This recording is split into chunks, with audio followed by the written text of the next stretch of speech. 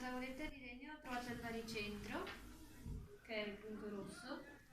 Dopo ho fatto 3 buchi, uno sopra verso il bordo della tavoletta di legno, sopra al baricentro, uno sotto al baricentro un po' più vicino e uno a lato del baricentro. Questo per stabilire che in qualsiasi buco noi mettiamo lo spago, il punto sospeso passa, la verticale, se noi prolunghiamo più lo spago, ovvero la verticale, passa per il baricentro, quindi l'equilibrio è perfetto. Sì, allora, come hai determinato il baricentro della tavoletta? Sì. Tracciando le diagonali. Hai tracciato le diagonali, perfetto. Allora, adesso cambia di posizione. Quindi infiliamo l'altro buco. Ok, non occorre allacciare, così.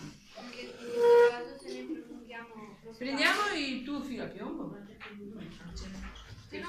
Ah, sì, va bene. Dai, vai pure avanti. E se lo prolunghiamo passa anche questo per la verticale per il baricentro. Sì. E la stessa cosa accadrà anche per questo. Ti crediamo o lo fai? Lo fai? Sì.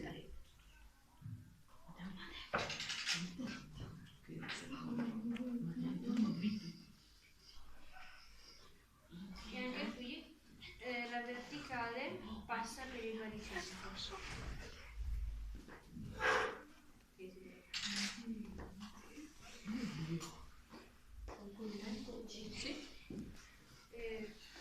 Quindi per determinare il baricentro di un corpo sospeso bisogna trovare il punto di sospensione e prolungare il filo o qualsiasi altra verticale che lo possa sorreggere e vedere se coincide con il baricentro. Sì, vediamo la seconda parte.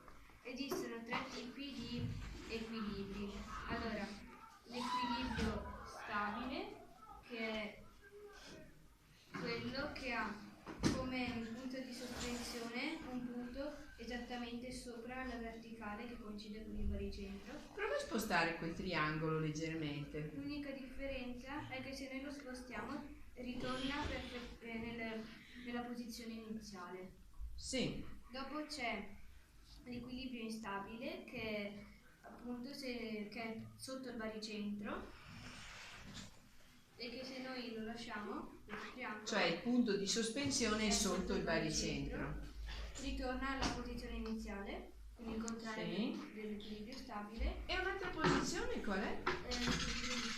E che cosa bisogna fare? Bisogna mettere il punto di sospensione che coincida con il baricentro. Infatti, qualsiasi posizione noi andiamo a mettere questa figura rimane perfettamente immobile. Vedete che si ferma. Quindi quello è il punto di indifferenza, lì il corpo non cambia la posizione. Ok? Fine.